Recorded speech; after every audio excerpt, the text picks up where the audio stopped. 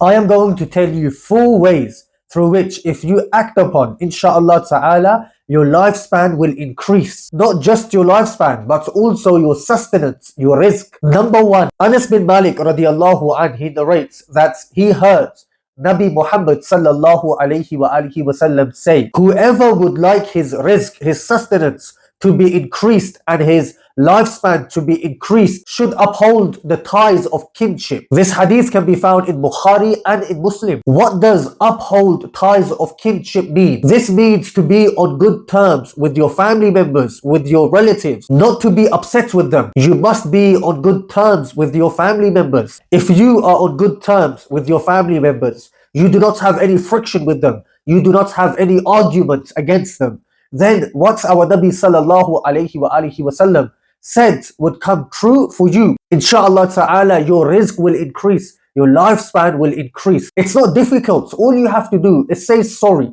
Even if you're not in the wrong, apologize. It takes a strong individual to apologize, and it also takes a strong individual to accept an apology. Even after you have apologized, they still remain upset with you. This is now beyond your control. You have done what you had to do. Inshallah ta'ala, your actions will be beneficial for you. You have tried to mend that relationship. Always be on good terms with your family members. Inshallah ta'ala, this will be one of the reasons through which why Allah subhanahu wa ta'ala will increase your sustenance and will increase your lifespan. Number 2, respecting your parents, honoring your parents, doing as your parents tell you to do. Remember, your parents will never tell you to do anything bad. Your parents love you the most. If they are telling you to do something, then surely what they are telling you to do will be beneficial to you. Of course, if they tell you to go against the religion, they tell you to go against Deenul Islam,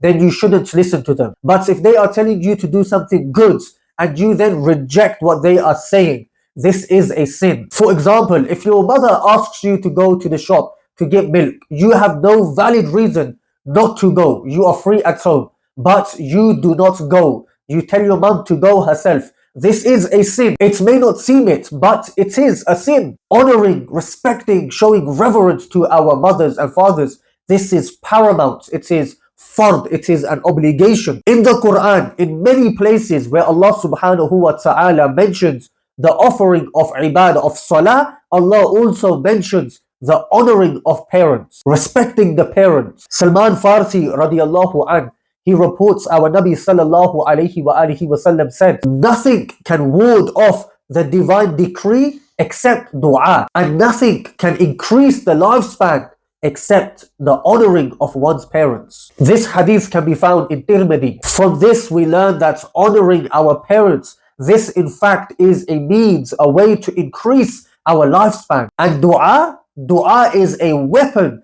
that removes all of our hardships. Number 3, righteous deeds. If you indulge in good activity, you indulge in hasanats, in good deeds, this will also increase your lifespan. Where you are helping other individuals, inshallah ta'ala, Allah subhanahu wa ta'ala will help you. If in your heart you have the intention, Ya Allah, grant me a long life so I can continue helping other individuals, so I can do more good in my life, I can achieve more goodness, Allah subhanahu wa ta'ala will increase your lifespan through your righteous activities. By doing good deeds, inshallah ta'ala, Allah will increase your lifespan. Number 4, dua. Dua. My brothers and sisters, it cannot be emphasized even more. I've mentioned the hadith with regards to dua.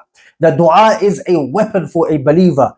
The more dua we make, the better it is for us. Allah is our Khaliq. Allah is our creator. We must raise our hands from the depth of our hearts, make sincere dua to Allah subhanahu wa ta'ala. Whatever your wants, whatever your needs are, always ask directly from Allah subhanahu wa ta'ala. There is no better provider than our Rabb Allah subhanahu wa ta'ala. There is no better healer than our Rabb Allah subhanahu wa ta'ala. There is no better comforter than our Rabb Allah subhanahu wa ta'ala. Whether you are happy, whether you are sad, whether you are angry, no matter what your problem is or whatever the happy occasion is, always make dua to Allah subhanahu wa ta'ala. Unfortunately, a lot of individuals, when they are in a happy state, when they are in a good state, they do not remember Allah. But as soon as they are in a bad state, then they start remembering Allah subhanahu wa ta'ala. This is not the way of a good Muslim. A good Muslim, whether he or she is in a good or bad state, will always remember